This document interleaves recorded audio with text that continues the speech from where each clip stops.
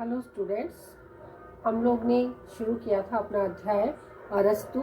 और अरस्तु में हमने उसकी क्रांति विषयक सिद्धांतों को पढ़ना प्रारंभ किया था। और आज हम जो उसके उपाय हमने कल शुरू किए थे कि क्रांति को रोकने के क्या उपाय है। अरस्तु बहुत ही वैज्ञानिक राजनेता तो रहा ही है, तो उसने जितने विशेष कारण और सामान्य कारण क्रांति के बताए थे उतनी ही सहजता से उसने उसे रोकने के भी उपाय बताए कि किस प्रकार से क्रांति को रोका जा सकता है।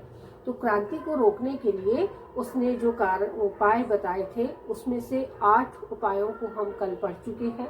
तो आज हम उसी के आगे कंटिन्यू करेंगे अपने उस सिद्धांत को जो अरस्तु के द्वारा बताए गए हैं कि क्रांति को रोकने के उपाय। ये भाग 2 है क्योंकि 8 पॉइंट हम लोग पढ़ चुके हैं। अब उसके के आगे का भाग हम पढ़ रहे हैं। तो 9वें पॉइंट की जब हम बात करते हैं जो अरस्तु के द्वारा बताया गया है कि किस प्रकार से भ्रष्टाचार को रोका जा सकता है। तो भ्रष्टाचार रहित शासन सदैव क्या करेगा कि यदि भ्रष्टाचार हमेशा हमेशा के लिए मिट जाएगा या भ्रष्टाचार को रोका जा सके तो कहीं ना कहीं शासन की व्यवस्थाओं में बहुत ही प्रेरणादायी होंगी वो व्यवस्थाएं और बहुत अधिक भ्रष्टाचार बिल्कुल हट जाएगा।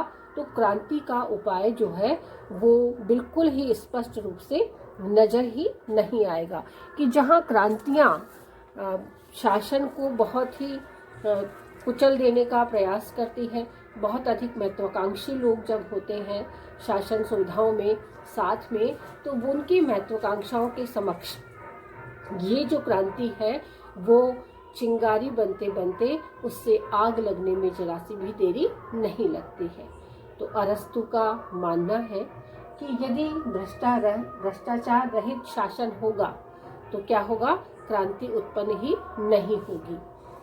पढ़ते हैं उसके शब्दों में कि जैसा अरस्तु ने माना है कि भ्रष्ट शासन क्रांति को जन्म दे सकता है, अतः पदाधिकारियों का व्यवहार या आचरण संदेह रहित होना चाहिए ताकि वे शासन की ईमानदारी पर विश्वास कर सके।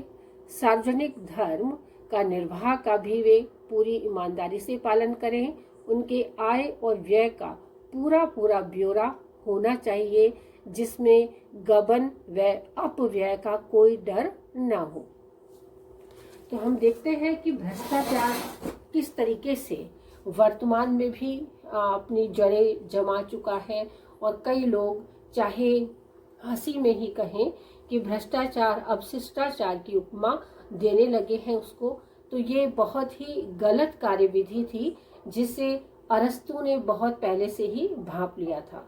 ये भ्रष्टाचार जब अपनी अति चरम सीमा पर पहुंच जाता है तो वह क्रांति को जन्म देता है।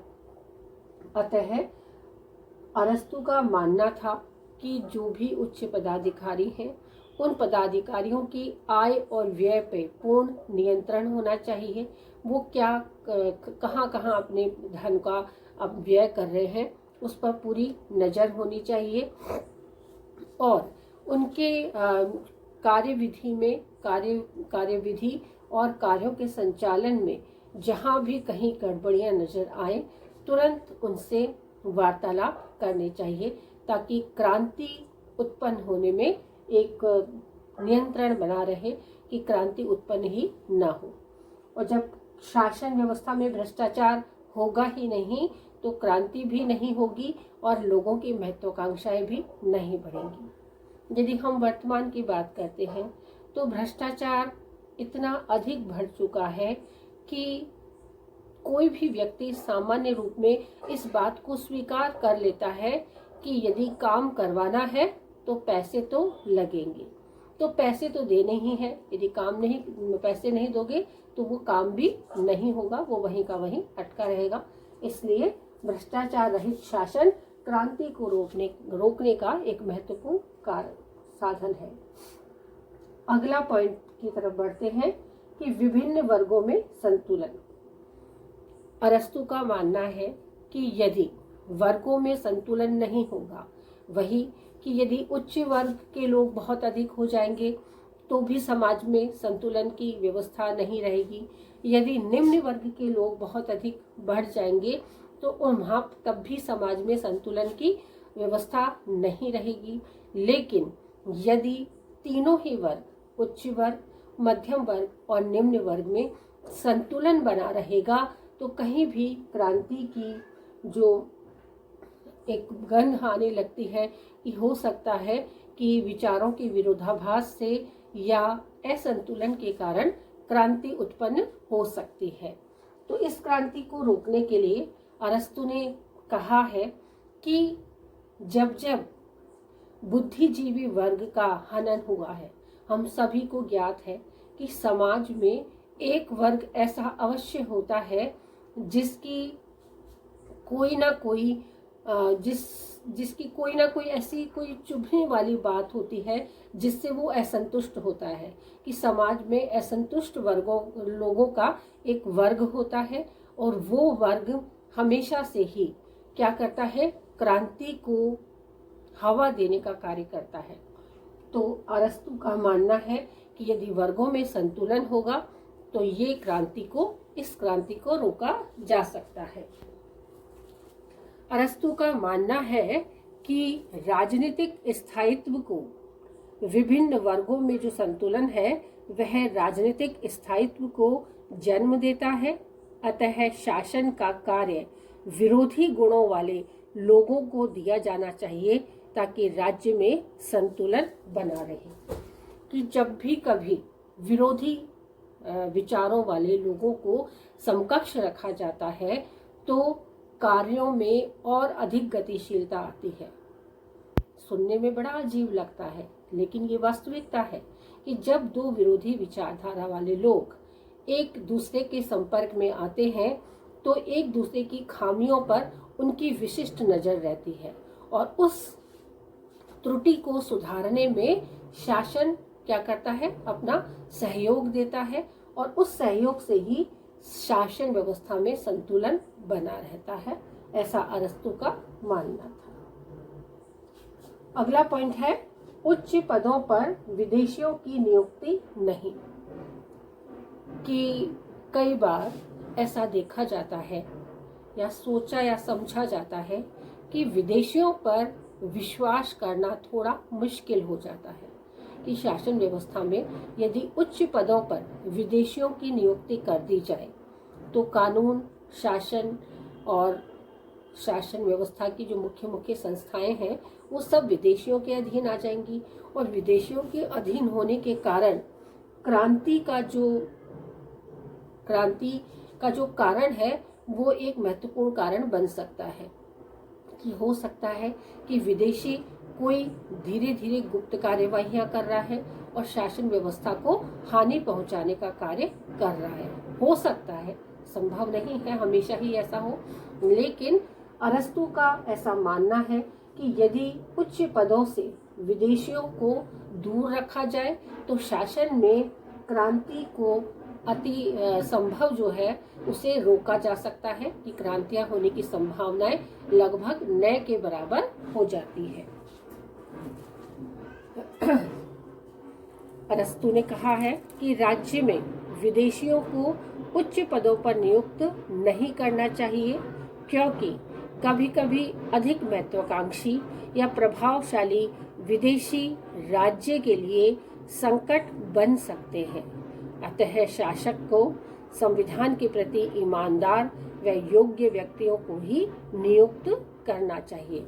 कि अति महत्वाकांक्षी और अति प्रभावशाली व्यक्ति कई बार क्या कर सकते हैं, यदि उच्च पद पर होते हैं तो वो शासन को नुकसान पहुंचा सकते हैं, ऐसा अरस्तु का मानना है। तो इसलिए यदि विदेशियों की नियुक्ति उच्च पदों पर नहीं होगी तो जो डिसीजन मेकिंग का कार्य है वो उन तक नहीं पहुंचेगा और शासन अधिकांशतः सुरक्षित महसूस किया जाएगा।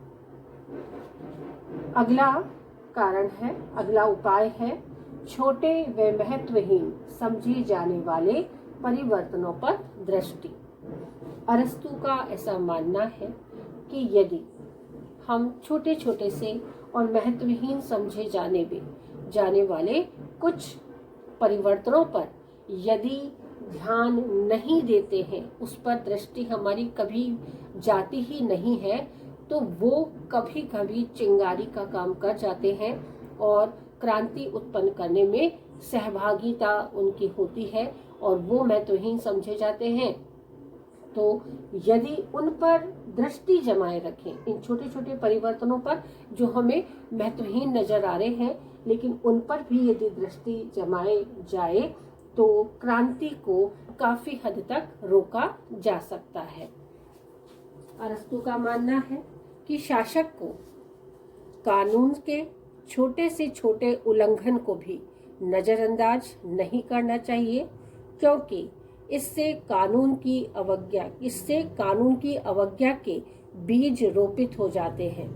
बाद में ये ही विचार क्रांति का कारण बन सकता है कि हम छोटे छोटे से जो कानून है उनको महत्वहीन समझते हैं और हम उन कानों को करने लग जाते हैं और अपनी आदत में वो शुमार हो जाते हैं।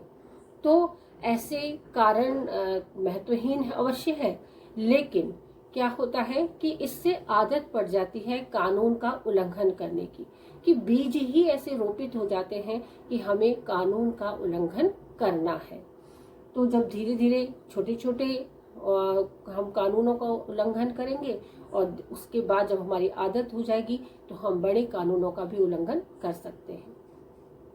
सामान्य सा उदाहरण दे सकते हैं कि जैसे टू व्हीलर व्हीकल पर हेलमेट लगाकर और 2 सवारी की यात्रा करने का कानून बनाया गया है। हमारे राज्य के द्वारा शासन व्यवस्थाओं में यह आता है, ट्रैफिक पुलिस के द्वारा जब ये रूल बनाया गया है, कानून बनाया गया है कि सड़क के बाएं ओर चलिए और दुपहिया वाहनों पर केवल 2 ही यात्री सवारी करें और हेलमेट पहनना जरूरी है, क्योंकि वो हमारे जीवन रक्षक की श्रेणी में आता है।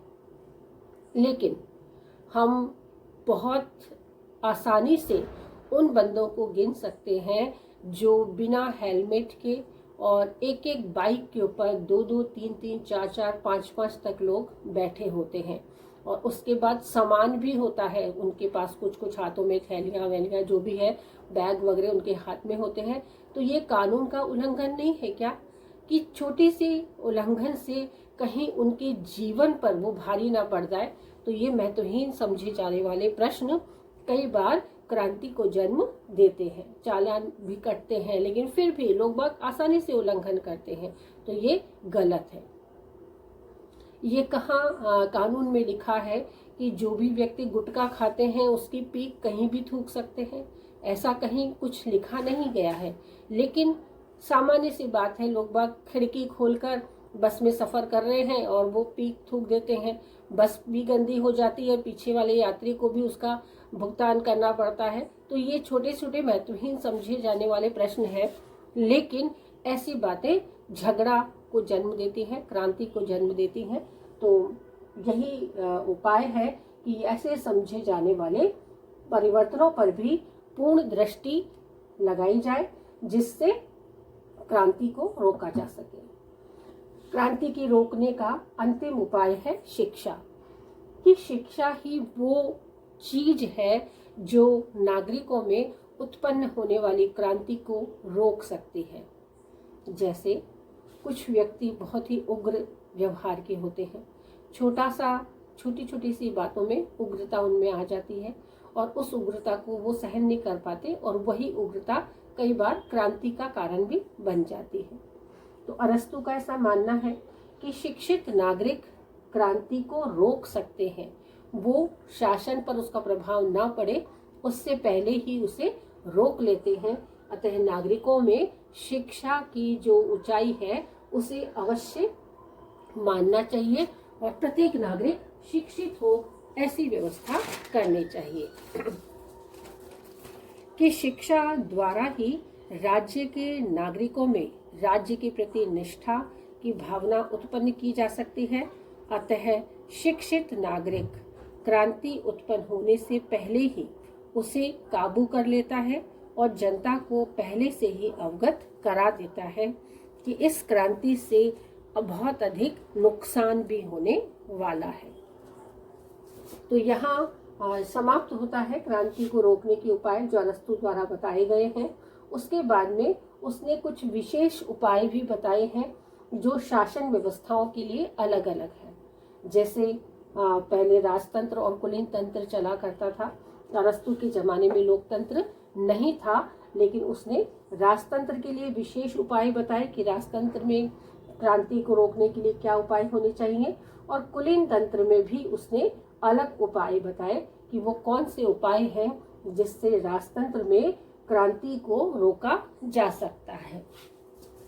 तो अरस्तु के अनुसार राजा द्वारा विशेषाधिकारों का न्यूनतम प्रयोग करना चाहिए कि यदि जो भी राजा है वो विशेषाधिकारों का प्रयोग कम से कम करे। ये नहीं कि मैं राजा हूँ, मैं कुछ भी कर सकता हूँ, इस प्रकार की उसमें मेंटालिटी डेवलप हो जाए, ऐसा बिल्कुल भी नहीं करना चाहिए।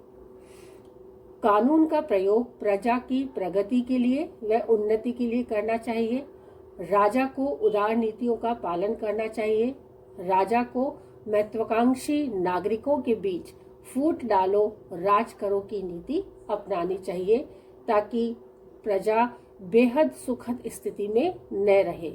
गुप्तचरों की भी विशेष व्यवस्था करनी चाहिए ताकि भारी कर भी उसमें लगाना चाहिए कि राजतंत्र में यदि जनता बहुत अधिक सुखद है, बहुत अधिक खुश है, तो वो क्या होगी, आराम तलब हो जाएगी, निष्क्रिय हो जाएगी, ऐसा अरस्तु का मानना है।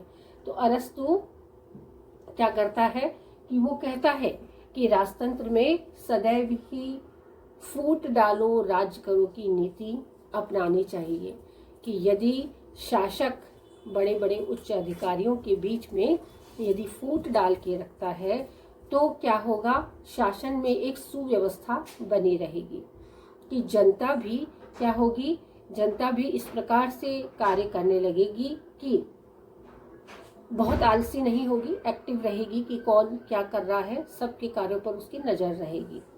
और दूसरी बात, गुप्तचरों को विशेष रूप से सावधान रखना चाहिए कि कोई व्यक्ति की कोई भी व्यक्ति जो भी कुछ कार्यवाही कर रहा है उन समस्त कार्यवाहियों की नज़र उन पर होनी चाहिए। तो इस तरीके से हम देखते हैं कि राजतंत्र के लिए अरस्तु ने अलग प्रकार के उपाय बताए हैं और कुलीन तंत्र के लिए उसने अलग प्रकार के उपाय बताए हैं कि यदि शासन व्यवस्थाओं में, राजतंत्र में विशेष रूप से, यदि शासन व्यवस्थाओं में फूट डालो राज करो की नीति ना होगी और यदि जनता पर भारी कर न लगाया जाएगा और यदि किसी भी प्रकार के विशेषाधिकारों का राजा बार बार प्रयोग करेगा तो क्या होगा, शासन व्यवस्थाओं में क्रांति उत्पन्न होने की संभावना बढ़ जाएगी। तो अतः इन उपायों को विशेष रूप से मानना चाहिए, ऐसा अरस्तु का मानना है। अगले पॉइंट की बात करते हैं कि कुलीन तंत्र में विशिष्ट उपाय क्या बताए हैं अरस्तु ने कि राज्य सदैव जनता के साथ न्यायपूर्ण व्यवहार करे, व शक्तियों का केंद्रीकरण न करे, शक्तियों पर आवश्यक रूप से नियंत्रण होना चाहिए ताकि वर्गीय असंतोष को बढ़ावा न मिले। कि यदि राज्य में सदा न्यायपूर्ण व्यवहार होगा, यदि राज्य में शक्तियों का केंद्रीकरण नहीं होगा और आवश्यक नियंत्रण नहीं होगा तो कहीं भी कुलीन तंत्र में, शासन व्यवस्थाओं में उसे चलाने में कहीं भी कोई कष्ट नहीं होगा और क्रांति का भाव जनता में उत्पन्न ही नहीं होगा, ऐसा अरस्तु का मानना था। तो इस प्रकार से यहाँ पर समाप्त हुए अरस्तु द्वारा बताए गए क्रांति को रोकने के उपाय, जो दो भागों में हमने पढ़े कि सामान्य उपाय क्या थे और विशेष उपाय क्या थे।